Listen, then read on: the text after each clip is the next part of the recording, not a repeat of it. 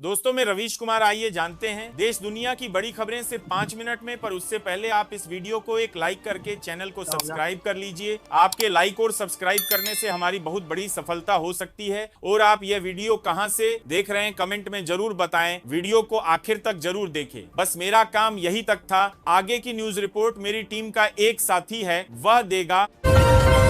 बिहार की सियासत में हलचल बढ़ गई है। आगामी चुनाव से पहले सभी प्रमुख दल सक्रिय हो चुके हैं और जनता के बीच अपनी पकड़ मजबूत करने की कोशिशों में जुट गए हैं। मुख्यमंत्री नीतीश कुमार ने पिछड़ा वर्ग विशेषकर ईबीसी समाज को साधने के लिए विकास योजनाओं की नई श्रृंखला की घोषणा की है, जिससे एनडीए की स्थिति मजबूत हो सके।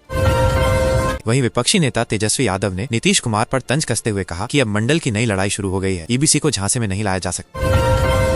लालू यादव के पुराने सहयोगी मंगनी लाल मंडल को फिर से सक्रिय कर तेजस्वी ईबीसी वोट बैंक को साधने की कोशिश कर रहे हैं, जो जदयू के लिए बड़ी चुनौती बन सकती है। राहुल गांधी ने पटना में बड़ी रैली कर चुनाव आयोग और ईवीएम प्रणाली पर निशाना साधा। बोले, एसआईआर के जरिए जनता से वोट का अधिकार छीना जा रहा है।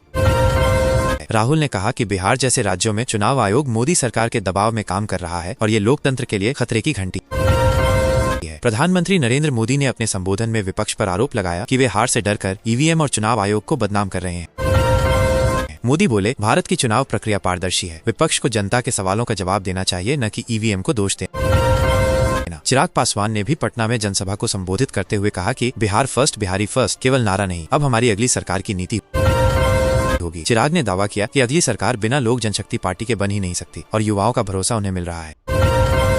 ईवीएम को लेकर पटना और अन्य जिलों में विरोध प्रदर्शन तेज हो गया है। कांग्रेस और आरजेडी कार्यकर्ता सड़कों पर उतरे और चुनाव आयोग के खिलाफ नारेबाजी की। सुप्रीम कोर्ट ने 10 जुलाई को एसआईआर प्रक्रिया पर चुनाव आयोग से जवाब मांगा। याचिकाकर्ताओं का आरोप, माइनस वोटर लिस्ट से नाम गायब हो रहे हैं। राहुल गांधी, तेजस्वी यादव, मनोज झा सहित विपक्षी नेता चुनाव आयोग की कार्यप्रणाली को लेकर संसद में भी सवाल उठाने की तैयारी में। नीतीश कुमार ने चुनावी तैयारियों को लेकर सभी जिलों के डीएम और एसपी के साथ वर्चुअल मीटिंग की और निष्पक्ष चुनाव की बात दोहराई। उन्होंने प्रशासन को सख्त निर्देश दिए कि कोई भी गड़बड़ी बर्दाश्त नहीं की जाएगी और हर मतदाता को वोट डालने का पूरा अधिकार मिलेगा। तेजस्वी यादव ने आरोप लगाया कि नीतीश मोदी की जोड़ी लोकतंत्र की हत्या कर रही है और बिहार की जनता इसका जवाब देगी। राहुल गांधी ने भी ट्वीट कर कहा, माइनस बिहार के युवा अब डरने वाले नहीं, ईवीएम की हेराफेरी को सब मिलकर रोकेंगे। चिराग पासवान ने रोजगार मेला में युवाओं से संवाद किया और एलजेपी की सरकार बनने पर निजी क्षेत्र में 5 लाख नौकरियों का वादा किया। नरेंद्र मोदी ने दावा किया कि देश भर में विपक्ष सिर्फ ईवीएम को मुद्दा बना रहा है, क्योंकि उन्हें पता है कि जनता उनके साथ नहीं है। उन्होंने तेजस्वी और राहुल पर तंज कसते हुए कहा कि हार की तैयारी करने वाले मशीनों को दोष दे रहे हैं।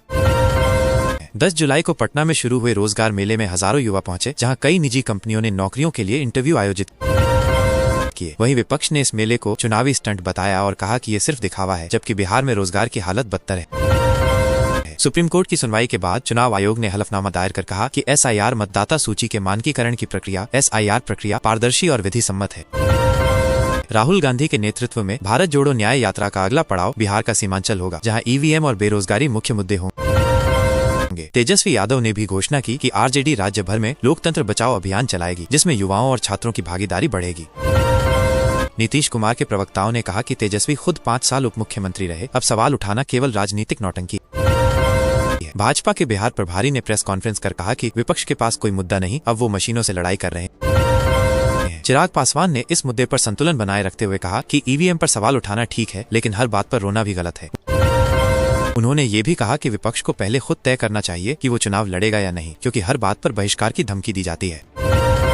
बिहार में जातीय समीकरणों को लेकर भी चर्चा गर्म है। हर पार्टी ईबीसी, एससी, एसटी और मुस्लिम वोटरों को अपने पक्ष में करने की होड़ में है। राहुल गांधी की सभा में बड़ी संख्या में युवाओं की मौजूदगी दिखी, जहां उन्होंने कहा 2025 बदलाव का साल होगा। तेजस्वी यादव ने मोदी सरकार की तुलना तानाशाही शासन से करते हुए कहा कि आज भी संविधान को चुनौती दी जा रही है। नीतीश कुमार ने जवाब में कहा कि बिहार में कानून का राज है और उनकी सरकार ने हर वर्ग के लिए काम किया।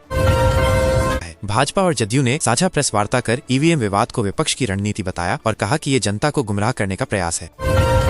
चिराग पासवान ने कहा कि हमारी पार्टी युवाओं और महिलाओं को राजनीति में आगे लाएगी और जमीन से जुड़े मुद्दों को संसद में उठाएगी।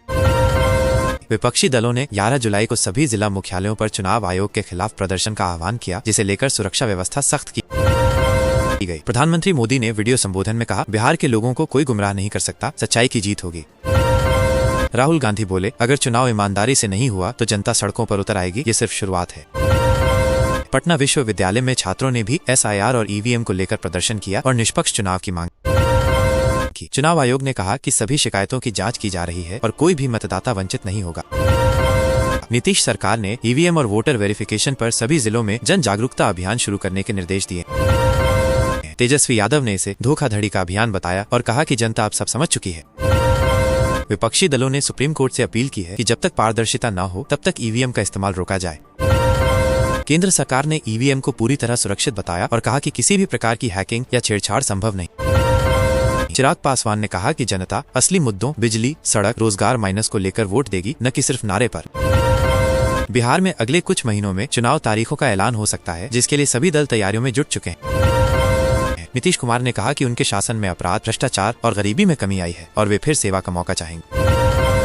राहुल गांधी ने कहा, बदलाव की आंधी बिहार से शुरू होगी और ये पूरे देश में लोकतंत्र को फिर मजबूत करेगी। तेजस्वी यादव बोले, ये चुनाव सिर्फ सत्ता का नहीं, संविधान बचाने का है, हम पीछे नहीं हटेंगे। बिहार की जनता अब सच और झूठ के बीच फर्क जान चुकी है। अगला चुनाव केवल मतों का नहीं, जनमत का फैसला